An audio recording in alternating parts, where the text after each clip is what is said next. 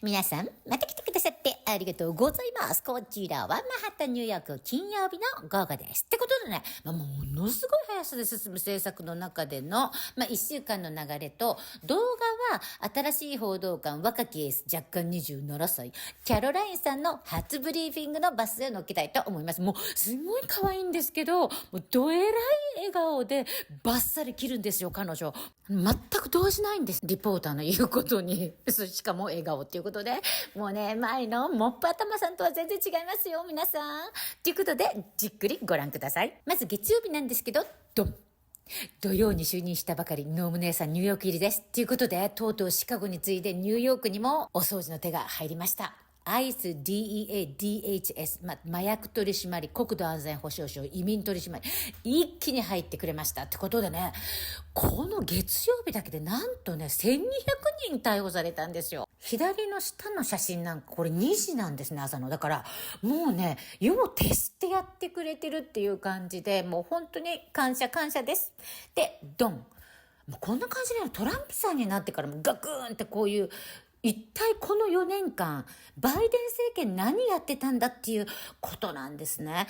悪いことしかしてないっていうことですよね。もう未だにね、この強制送還始まって、私のマイピープーごめんなさいとか言って、自分の泣いてる姿をアップロードしたビリオネアのセリーナ・ゴメスっていう人がいるんですけど、この人の動画がもう速攻でバズって大炎上して、トランプさんもトム・ホーマンさんもコメントして、もうね、アメリカ中大貧縮っていうことでバズっておりました。そして火曜は新運輸大臣ショーン・ダフィーさんが承認されて、あとは未成年の性転換手術や成長抑制ホルモン剤投与が禁止になって、そしてキャロラインさんのブリーフィングデビュー。で、水曜はドン。軍用機のヘリ、ブラックホークが着陸態勢に入っているアメリカンエアラインに衝突。見通しも良くって別に曇ってたわけでもないから、完全にヘリ側のミスっていうことで、まだ調査されてる最中だと思うんですけど、前政権のね、やっぱり DEI 雇用の弊害っていうか、例えばドン。FBI もこんな感じで知識テストも体力テストもなしで、女性なら OK、トランスなら OK、レスなら OK、ゲイなら OK みたいな基準で、この4年間役職に見合った実力のない人間が簡単にこういう重責を担う職務につけてしまっていたっていう状態から起こった悲劇かもしれないって取り沙汰されております。現にね、現運輸大臣も無能なんだけど、これが売り物で運輸大臣になって、その証拠にこの4年間で多く起こってきた事故や災害も全く対処できてこなかった無能証明済みです。木曜はドン。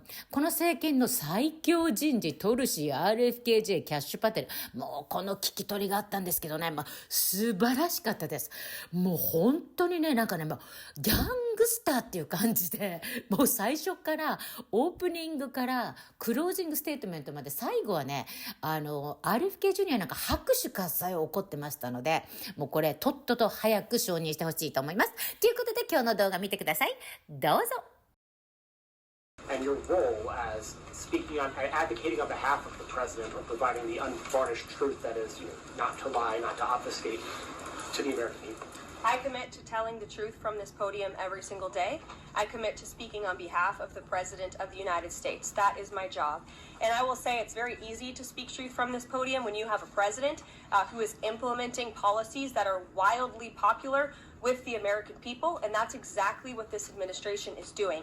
It's correcting the lies and the wrongs of the past 4 years, many of the lies that have been told to your faces in this very briefing room. I will not do that. But since you brought up Truth Seek, I would like to point out, while I vowed to provide the truth from this podium, we ask that all of you in this room hold yourselves to that same standard. We know for a fact there have been lies that have been pushed by many legacy media outlets in this country about this president, about his family, and we will not accept that. We will call you out when we feel that your reporting is wrong or there is misinformation about this White House. So yes, I will hold myself to the truth, and I expect everyone in this room to do the same. And Carol, I just want to... How long is this pause going to last, and how is the Trump administration recommending that organizations that rely on federal funding make payroll, pay their rent in the meantime?